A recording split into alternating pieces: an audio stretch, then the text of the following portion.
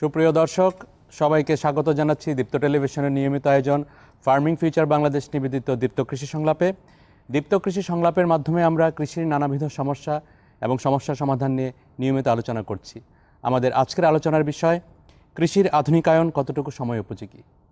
এই বিষয়ে আমাদের সাথে আলোচনায় যুক্ত হয়েছেন আজকে কৃষিবিদ হামিদুর রহমান, সাবেক মহাপরিচালক কৃষি সম্প্রসারণ অধিদপ্তর, এপিএ পুল সদস্য কৃষি মন্ত্রণালয়, এবং জনাব Mahmud Hasan, COO Babylon agri and dairy limited. দর্শক, বর্তমান সময়ে কৃষির আধুনিকায়ন একটি গুরুত্বপূর্ণ ডাইমেনশনের মধ্যে দিয়ে যাচ্ছে। একদিকে জনসংখ্যার বৃদ্ধি, জলবায়ু পরিবর্তন এবং সেই সাথে এই করোনা পরিস্থিতিতে কৃষির উৎপাদনকে অব্যাহত রাখার জন্য কৃষি যান্ত্রিকরণ শুরু থেকে অন্যান্য যে পদ্ধতিগুলো আছে সেখানে বাংলাদেশের ভূমিকা এবং কার্যত আসলে কীভাবে কাজগুলো হচ্ছে মাঠে, সেই সম্পর্কে আমরা বিস্তারিত আলোচনা করব আজ। আমি আলোচনার শুরুতে কৃষিবিদ হামিদুর রহমানের কাছে জানতে চাইব, কৃষির আধুনিকায়নে বাংলাদেশ আসলে বর্তমানে কোন পরিস্থিতিতে আছে? ধন্যবাদ, খুবই প্রাসঙ্গিক প্রশ্ন। বাংলাদেশ কৃষির আধুনিকায়নে অনেক দূর অগ্রসর হয়েছে। আমরা যদি আমাদের মহান স্বাধীনতা যুদ্ধের বছরটিকে আমরা ভিত্তি বছর হিসাবে দেখি, 1971 সাল, আজকে আমাদের স্বাধীনতার 50 বছর বা সুবর্ণ জয়ন্তী আমরা উদযাপন করছি। এই সময়ের মধ্যে বাংলাদেশের কৃষির যে অগ্রগতি ঘটেছে আধুনিকায়নের দিকে, সেটি খুবই উল্লেখযোগ্য ঘটনা। এবং এটি ঘটা সম্ভব হয়েছে আসলে মুক্তিযুদ্ধের বিজয় অর্জনের ফলে এবং একটি স্বাধীন সার্বভৌম রাষ্ট্র প্রতিষ্ঠার কারণে এটি সম্ভব হয়েছে। আমরা যদি আধুনিকায়ন বলতে যে বিষয়গুলো বুঝি, সেটি হচ্ছে কৃষির উন্নত উপকরণ ব্যবহার, উচ্চ ফলনশীল জাতের ব্যবহার, যন্ত্রপাতির ব্যবহার, তারপরে বাজারজাতকরণ ব্যবস্থায় তার এক ধরনের সংস্কার সাধন, কৃষির বিভিন্ন প্রতিষ্ঠানগুলোর উন্নয়ন। এইসব বিষয়গুলোকে যদি আমরা বিশ্লেষণ করি তাহলে দেখব যে আমাদের 1971 সালে এই দেশে 1,10,00,000 হেক্টর জমিতে আমাদের যে খাদ্যশস্য উৎপন্ন হতো, আজকে 50 বছর পর আমাদের প্রায় 30 লক্ষ হেক্টর জমি কমে গেছে। কিন্তু আমাদের খাদ্যশস্য উৎপাদন 3.5 গুণেরও বেশি বেড়েছে। আমাদের এই 50 বছরের মধ্যে সবচেয়ে বৈপ্লবিক যে ঘটনাটি কৃষিক্ষেত্রে ঘটেছে, সেটি সবচেয়ে গুরুত্ব দিয়ে উল্লেখ করা প্রয়োজন। সেটি হচ্ছে আমাদের দেশে বড় মৌসুমে, শীতকালে ধান ফসল বলে কোনো মৌসুম আমাদের ছিল না, কিন্তু এখন ধান উৎপাদনের সবচেয়ে বড় মৌসুম হচ্ছে শীতকাল, যেটাকে আমরা রবি মৌসুম বলি। তো এই ঘটনাটি কিন্তু এই 50 বছরের মধ্যে ঘটেছে এবং এটা ঘটা সম্ভব হয়েছে সেচ ব্যবস্থার বিপুল সংস্কার এবং উচ্চ ফলনশীল জাত উদ্ভাবন এবং কৃষির যে চাষাবাদ ব্যবস্থার মধ্যে যে উন্নত প্রযুক্তির যে সমাবেশ ঘটানো, এগুলোর মধ্যে দিয়েই আমাদের চোখের সামনে একটি নূতন ধান উৎপাদন মৌসুম সৃষ্টি হয়েছে এবং যার ফলে আজকে বাংলাদেশ দানা জাতীয় শস্যে স্বয়ংসম্পূর্ণ। আমি শুনবো আরো আপনার কাছে। আমি এই মুহূর্তে মাহমুদ হাসানের কাছে জানতে চাইবো যে সরকারের নীতিগত বিভিন্ন জায়গা থেকে আমরা দেখতে পাচ্ছি আধুনিকায়নের একটি সুফল মাঠ পর্যায়ে কৃষকরা ভোগ করছেন, কিন্তু সেই ক্ষেত্রে আসলে আমাদের বেসরকারি বা প্রাইভেট যে কোম্পানিগুলো আছে তার ভূমিকা কতটুকু? আমরা যদি দেখি যে প্রাইভেট সেক্টরে 1974 সাল থেকে সরকার 100% সাবসিডিতে বালাইনাশক দিয়ে কৃষকদের উৎপাদন বৃদ্ধির জন্য উদ্বুদ্ধ করেন এবং কি সেটা একটা পর্যায়ে গিয়ে 50% সাবসিডিতে আসেন এবং কি 1979 সালে গিয়ে এই সাবসিডি বন্ধ করে এই টোটাল বালাইনাশক ব্যবসাটা প্রাইভেট সেক্টরের হাতে ট্রান্সফার করে দেন। তো সেখান থেকে প্রাইভেট সেক্টর এই কৃষিতে ইনভলভ হয়ে যায়। এর পরবর্তীতে দেখা যাচ্ছে যে এই উচ্চ ফলনশীল ধানের ফলন, যেহেতু এটা আমাদের স্ট্যাপল ক্রপ ধান, এটার ফলন বাড়ানোর জন্য হাইব্রিড নিয়ে কাজ শুরু করে 1998-99 সালে হাইব্রিড ধান নিয়ে প্রাইভেট সেক্টর ইনভলভ হয়ে যাচ্ছে এই কৃষি সম্প্রসারণ অধিদপ্তর সহ কার্যক্রমের সাথে। তো এইভাবে প্রাইভেট সেক্টর এঙ্গেজ হচ্ছে কারণ আমরা প্রাইভেট সেক্টর হিসেবে আসলে যে কাজগুলো করছি, আমাদের কৃষি বিজ্ঞানীরা যে টেকনোলজিগুলো তৈরি করছেন, সেটা আমাদের সরকারি প্রতিষ্ঠান তো সম্প্রসারণে কাজ করছেন, সেটার পাশাপাশি আমরা প্রাইভেট সেক্টররাও এই সম্প্রসারণে কাজ করছি, পাশাপাশি কৃষকদেরকে প্রশিক্ষিত করছি এটি কিভাবে আবাদ করলে আরও ফলনটা বেশি পাবে, এবং কি সেই মানে সেটা আমরা এইভাবে করছি যেহেতু আমরা প্রাইভেট সেক্টরের সাথে একটা শব্দ আপনার যোগ আছে, প্রফিট বেজ অর্গানাইজেশন, কারণ আমাদের একটা টার্গেট থাকে। তো আমরা সেটাকে এনশিওর করতে গেলে যেটা হয়, আমি কৃষককে যদি তার কস্টটা মিনিমাইজ করাতে পারি, কৃষককে যদি আমি সেই জায়গায় ফোকাস করতে পারি, সে ওই টেকনোলজিটা রিসিভ করতে উদ্বুদ্ধ হয় দ্রুত। তো এইভাবে আমরা আসলে সরকারি প্রতিষ্ঠানের পাশাপাশি আমরা প্রাইভেট সেক্টররাও এই কৃষি ডেভেলপমেন্টে কাজ করছি। বালাইনাশক নয়, এরপরে কিন্তু বীজ আসছে, শিল্পে আমাদের প্রাইভেট সেক্টরে এসেছে, যান্ত্রিকীকরণে এসেছে, সেচ যন্ত্র সরবরাহে মানে এখন আসলে প্রাইভেট আর সরকারি বেসরকারি প্রতিষ্ঠান ওতপ্রোতভাবে এই কৃষি ডেভেলপমেন্টেই কাজ করছে। আমি এই পর্যায়ে কৃষিবিদ হামিদুর রহমানের কাছে জানতে চাইব, 3020 কোটি টাকার কৃষি যান্ত্রিকীকরণ প্রকল্পের মাধ্যমে 2025 সাল নাগাদ প্রায় 52,000 কৃষি যন্ত্রপাতি কৃষকদের মধ্যে ছড়িয়ে দেওয়া হবে, প্রান্তিক পর্যায়ে কৃষকদের মধ্যে। তো এটাতে আসলে সেটা কৃষি নীতিতে এবং সরকারের এই নীতিতে আসলে কৃষকদেরকে কিভাবে সহায়তা করতে পারে? এটি একটি খুব চমৎকার প্রশ্ন।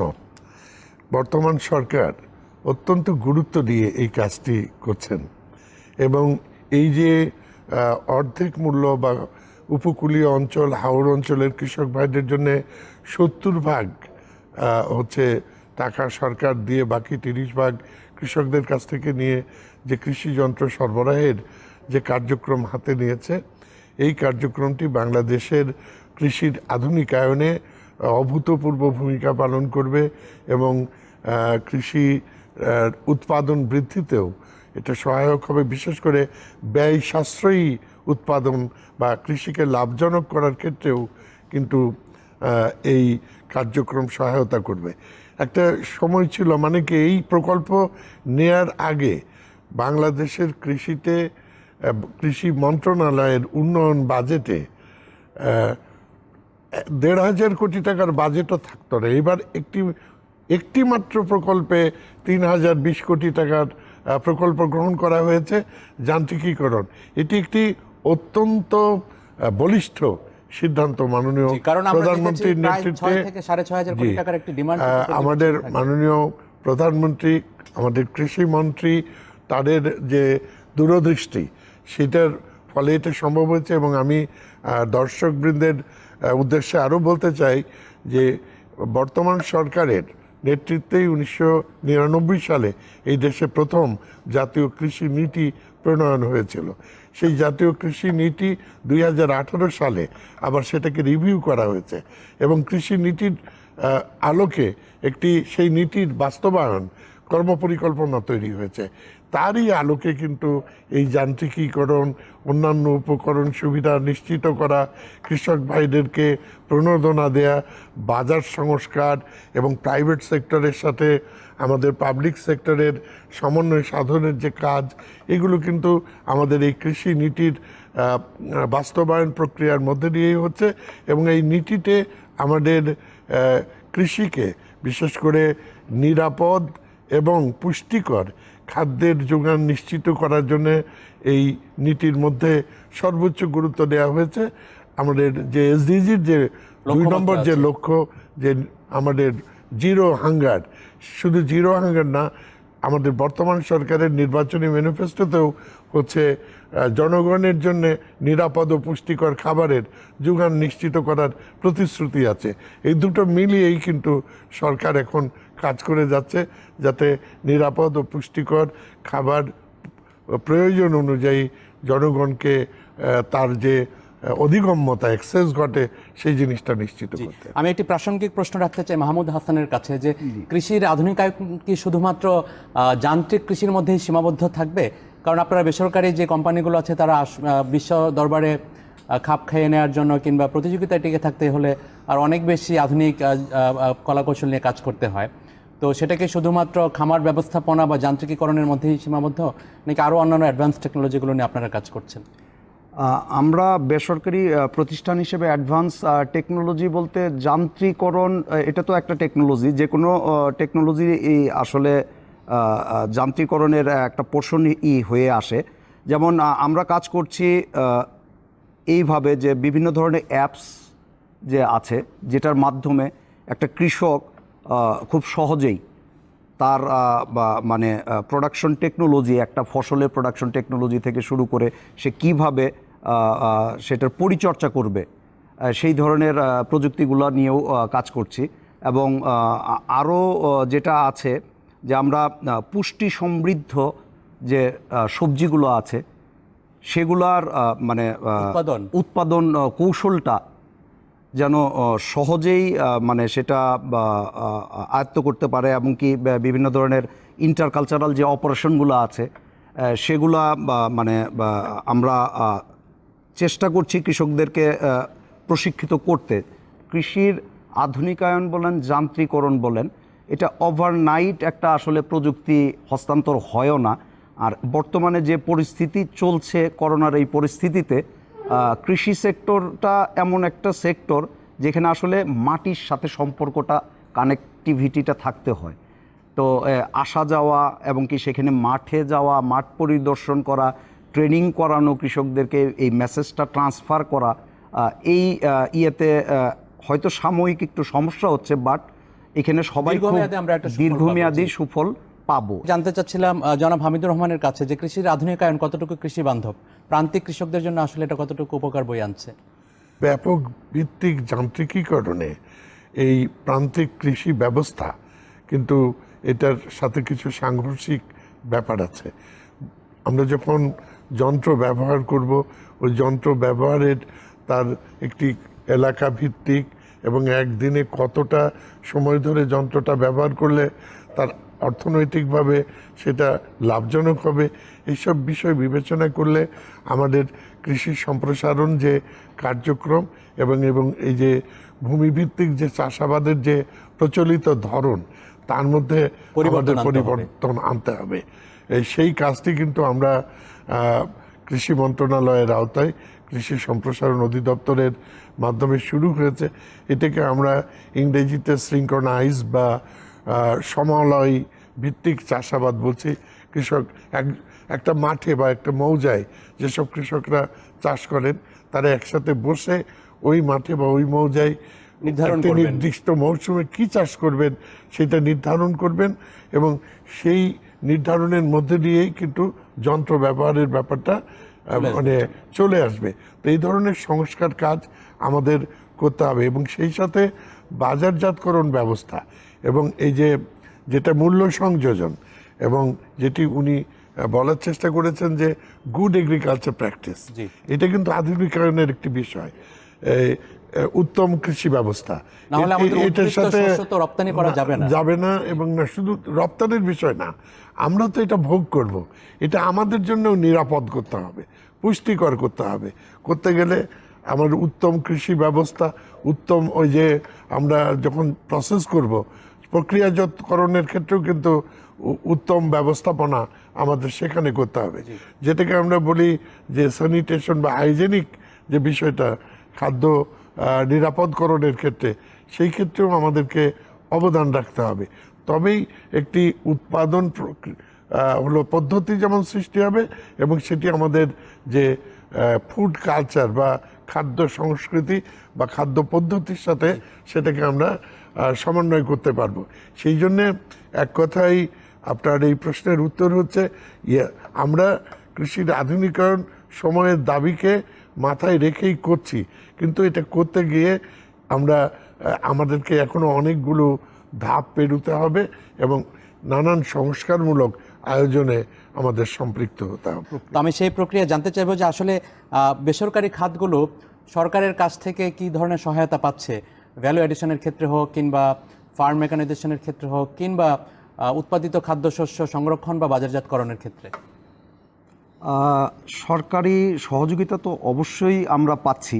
যেমন সরকারি সহযোগিতার ভিতর পাচ্ছি কিভাবে, যে আমরা আমাদের যে গুণগত মানসম্পন্ন যে বীজগুলো আমরা তৈরি করছি, সেই বীজগুলো কিন্তু সরকার হয়তো মানে বিএডিসি থেকে একটা পোর্শন বীজ দিচ্ছেন, পাশাপাশি বেসরকারি প্রতিষ্ঠান থেকেও কিন্তু প্রণোদনা প্যাকেজে সেই বীজটা সংগ্রহ করছেন। এটা তো দিচ্ছি, এটা তো বলতে গেলে ধরেন বিশেষ করে হাইব্রিড বীজ, হাইব্রিড বীজটা যেমন আমি গতবার আমি বেবিলন অ্যাগ্রো অ্যান্ড ডেইরির লিমিটেডের পক্ষ থেকে বলতে পারি, আমি সরকারি ভাবে প্রণোদনায় আমার বীজ গিয়েছে এবং কি ফলন খুবই চমৎকার আসছে, এবং উপজেলা কৃষি অফিস থেকে আমি সেই বীজের একটা প্রত্যয়নপত্র পর্যন্ত পেয়েছি যে ফলন এরকম নেমেছে। আমরা ভুট্টা চাষেও যে প্রণোদনা দিচ্ছি সেইখানেও বেসরকারি খাত আমাদের সাথে রয়েছে, যান্ত্রিকীকরণে রয়েছে। তো এইভাবে আসলে সহযোগিতা আমাদের আসছে। তো এখন এই কাজটা টোটালটাই সমন্বিত কাজ, কৃষির সেক্টরটা। তো আমি আমার তরফ থেকে বেসরকারি খাতের তরফ থেকে আমাদেরকেও এগিয়ে আসতে হবে। সরকার তো বিভিন্ন ধরনের পরিকল্পনা নিচ্ছে, পাশাপাশি আমরা এখন যেটা করছি, যেমন উপজেলা পর্যায় থেকে আইপিএম স্কুল একটা প্রোগ্রাম চালু আছে কৃষকদেরকে প্রশিক্ষণ দেওয়ার জন্য, সচেতনতা বাড়ানোর জন্য, যে সেফ ইউজ অফ পেস্টিসাইড থেকে শুরু করে মানে ইন্টিগ্রেটেড পেস্ট ম্যানেজমেন্টের যে কয়েকটা ধাপ আছে, যে একটা কৃষক কখন বালাইনাশক ব্যবহার করবে, কতটুকু ব্যবহার করবে, এই সচেতনতার কখন ব্যবহার করবে, ব্যবহারের পর কতদিন পরে সংগ্রহ করবে। তো এই পোর্শনগুলোতে আমরা কিন্তু ওই আইপিএম স্কুলে আমাদের যে কৃষক তালিকা আছে সেই ধরে আমরা সেই উপজেলা কৃষি মানে বিভাগ অধিদপ্তর থেকে আমরা সেই সহযোগিতা পাচ্ছি, সেখানে কৃষকদেরকে একত্র করছি, আমরা মিটিং করছি, তাদেরকে ট্রেন আপ করাচ্ছি, এই ধরনের কাজগুলো আমরা আসলে করছি। আচ্ছা, আমি জনাব হামিদুর রহমানের কাছে জানতে চাইব, একদম শেষ পর্যায়ে চলে এসেছি আমরা অনুষ্ঠানের, যে এই কৃষির আধুনিকায়ন কি শুধুমাত্র ব্যবস্থাপনা বা উৎপাদনমুখী হবে, নাকি ভবিষ্যতের পরিকল্পনা এরকম আছে যে সমন্বয় কিংবা গবেষণায় আরও বেশি আমরা ইনভেস্ট করব, বা সরকারের নীতিগত জায়গায় আসলে কি আছে, আমরা কি জানতে চাই? সরকারের নীতিগত জায়গাতে কৃষি শিক্ষা, গবেষণা, সম্প্রসারণ সব কিছুর উপরেই গুরুত্ব দেওয়া হচ্ছে। আমরা কৃষি শিক্ষাকে যেমন যুগোপযোগী করা, তারপরে পাশাপাশি গবেষণা, বিশেষ করে আমাদের দেশে একটি বড় মানে ভালনারেবিলিটি রয়েছে, নাজুকতা, সেটা হচ্ছে জলবায়ু পরিবর্তনের ঝুঁকি।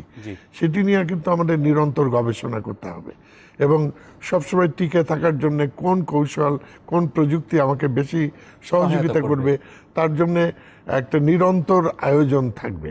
সেই কাজটি কিন্তু বর্তমান সরকার অত্যন্ত গুরুত্ব দিয়ে উপলব্ধি করেছে এবং পরিকল্পনার মধ্যে আনা হয়েছে। আমাদের এসডিজি বাস্তবায়নের জন্য আমরা এগুলো নিয়ে কাজ করছি। একই সাথে আমাদের জানা আছে যে মাননীয় প্রধানমন্ত্রীর দূরদর্শী নেতৃত্বে ডেল্টা পরিকল্পনা এই দেশে প্রস্তুত করা হয়েছে। 100 বর্ষ জুড়ে এই দেশের সার্বিক উন্নয়নে কোথায় কী কাজ করতে হবে সেই বিষয়টিও কিন্তু রয়েছে। সেই জন্যে আমি বলবো যে কৃষি এমন একটি বিজ্ঞান যেটি নিরন্তর পরিবর্তনশীলতার নিয়ম মেনে তার সাথে খাপ খাওয়ানোর জন্যে যুগোপযোগী বা সময় উপযোগী প্রযুক্তি উদ্ভাবন করে, প্রয়োগ করে আমাদেরকে এই ব্যবস্থাকে অগ্রগামী করে নিতে হবে। জি, ধন্যবাদ জানাচ্ছি কৃষিবিদ হামিদুর রহমান এবং জনাব মাহমুদ হাসান আজকে আমাদের এই অনুষ্ঠানে আলোচনায় অংশগ্রহণ করার জন্য। দর্শক, কৃষির আধুনিকায়নের সুবিধা আমরা সবাই পাচ্ছি। দেশের 80 থেকে 90% কৃষক প্রাতিষ্ঠানিক কোনো কৃষি শিক্ষা না পেয়েও খাদ্য উৎপাদন এবং পুষ্টি নিরাপত্তায় অংশগ্রহণ করে যাচ্ছেন। আমরা আশা রাখি কৃষির আধুনিকায়নের ধারাবাহিকতা বজায় রাখতে সরকার যে নীতি নিয়েছে তাতে বেসরকারি খাতের অংশগ্রহণ এবং সমন্বিত প্রচেষ্টায় দেশ খাদ্য নিরাপত্তা অর্জন করবে। আমরা আজকে অনুষ্ঠানের রীতি টানছি। দেখা হবে সামনের সপ্তাহে দীপ্ত টেলিভিশনের নিয়মিত আয়োজন ফার্মিং ফিউচার বাংলাদেশ নিবেদিত দীপ্ত কৃষি সংলাপে, পাওয়ার্ড বাই কাজী ফার্মস। ভালো থাকবেন সবাই, ধন্যবাদ।